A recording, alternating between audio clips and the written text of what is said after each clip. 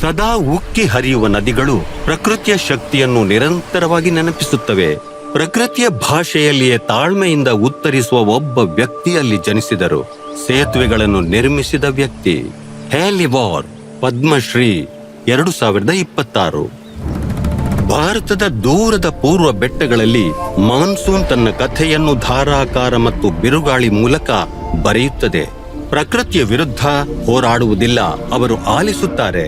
1957ರಲ್ಲಿ ಮೇಘಾಲಯದ ಸೋಹ್ರಾ ಬಳಿಯ ಸಿಯೇಜ್ ಎಂಬ ದೂರದ ಹಳ್ಳಿಯಲ್ಲಿ ಖಾಸಿ ಬೆಟ್ಟಗಳ ಸಾಮಾನ್ಯ ಕುಟುಂಬದಲ್ಲಿ ಹೇಲಿ ವಾರ್ ಜನಿಸಿದರು. 10 ವರ್ಷ ವಯಸ್ಸಿನಲ್ಲಿ ಆಧುನಿಕ ಜಗತ್ತಿನಲ್ಲಿ ಅಪರೂಪದ ಸಂಪ್ರದಾಯವನ್ನು ಅಳವಡಿಸಿಕೊಂಡರು.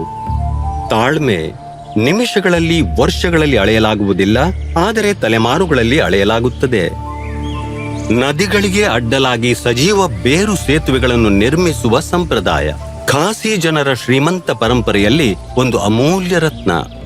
ರಬ್ಬರ್ ಅಂಜೂರ ಅಂದ್ರೆ ಫಿಗ್ ಟ್ರೀ ಮರವಾದ ಫಿಕಸ್ ಇಲಾಸ್ಟಿಕ್ ಆದ ವೈಮಾನಿಕ ಬೇರುಗಳಿಂದ ಮಾಡಲಾದ ಈ ಸೇತುವೆಗಳು ರೂಪುಗೊಳ್ಳಲು ದಶಕಗಳೇ ಬೇಕಾಗುತ್ತವೆ. ಅವು ತಿರುಚಿ ಸದೃಢವಾಗಿ ಬೆಳೆಯುತ್ತವೆ, ಕಾಡಿನ ಭಾಗವಾಗುತ್ತವೆ. ಇದು ಮಾನವನ ಜಾಣ್ಮೆ ಮತ್ತು ಪ್ರಕೃತಿಯ ಶಕ್ತಿಯ ಅನನ್ಯ ಸಂಯೋಜನೆ. ನನ್ನ ಅಜ್ಜ ನನ್ನನ್ನು ಕಾಡಿಗೆ ಕರೆದುಕೊಂಡು ಹೋಗುತ್ತಿದ್ದರು. ಅಲ್ಲಿ ಬೇರು ಸೇತುವೆಗಳಿಲ್ಲ. ಜನರು ನದಿ ದಾಟಲು ಮೈಲುಗಟ್ಟಲೆ ನಡೆಯಬೇಕಾಗಿತ್ತು. ನಮ್ಮ ಹೊಲಗಳಿಗೆ ಹೋಗಲು ಅದೊಂದೇ ದಾರಿ. ಜೀವಂತ ಬೇರು ಸೇತುವೆಗಳನ್ನು ಹೇಗೆ ನಿರ್ಮಿಸುವುದು ಅಂತ ನನ್ನ ಅಜ್ಜ ನನಗೆ ಕಲಿಸಿದರು. ಬೇರುಗಳನ್ನು ಹೇಗೆ ಆರಿಸಬೇಕು, ನೋಡಿಕೊಳ್ಳಬೇಕು ತೋರಿಸಿಕೊಟ್ಟರು. ನದಿಗೆ ಅಡ್ಡಲಾಗಿ ಗಟ್ಟಿಯಾಗುವವರೆಗೆ ಅವುಗಳನ್ನು ಹೇಗೆ ಸಂಭಾಳಿಸಬೇಕು ಎಂಬುದನ್ನು ತಿಳಿಸಿದರು. ಈ ಸೇತುವೆಗಳು ನಮಗೆ ನದಿ ದಾಟಲು ಸಹಾಯ ಮಾಡುವುದಷ್ಟೇ ಅಲ್ಲ, ನಮ್ಮ ಹೆಗ್ಗುರುತಾಗಿವೆ. ಕಾಳು ಮೆಣಸು ಮತ್ತು ಅಡಿಕೆ ತೋಟಗಳಲ್ಲಿನ ಜವಾಬ್ದಾರಿಗಳ ಹೊರತಾಗಿಯೂ ಹೇಲಿ ವಾರ್ ಸೇತುವೆಯ ನಿರ್ವಹಣೆಯನ್ನು ನೋಡಿಕೊಳ್ಳುತ್ತಾರೆ. ಅವನ್ನು ಸ್ವಚ್ಛಗೊಳಿಸಿ ಗಟ್ಟಿಮುಟ್ಟಾಗಿಸಿ ಅವುಗಳ ಬೆಳವಣಿಗೆಗೆ ಮಾರ್ಗದರ್ಶನ ನೀಡುತ್ತಾರೆ. ಜೀವಂತ ಸೇತುವೆ ಎಂದಿಗೂ ಸಾಯೋಲ್ಲ, ಆದರೆ ಜೀವಂತ ಜೀವಿಗಳಂತೆ ನೋಡಿಕೊಳ್ಳಬೇಕು.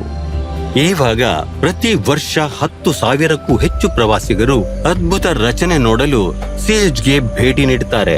ಅದರ ಸೌಂದರ್ಯ ಪ್ರತಿನಿಧಿಸುವ ಬುದ್ಧಿವಂತಿಕೆ ಮತ್ತು ಯಾವುದೇ ಮಾಲಿನ್ಯವಲ್ಲದ ಎಂಜಿನಿಯರಿಂಗ್ ನಿಂದ ಆಕರ್ಷಿತರಾಗುತ್ತಾರೆ.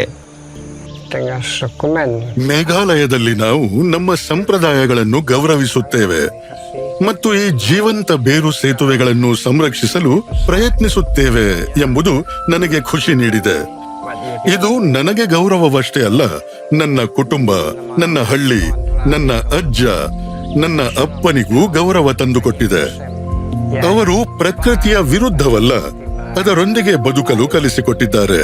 ಶ್ರೀ ಹೇಲಿ ವಾರ್, ಪದ್ಮಶ್ರೀ 2026. ಕೋಟಿ ಕೋಟಿ ನಮಸ್ಕಾರ.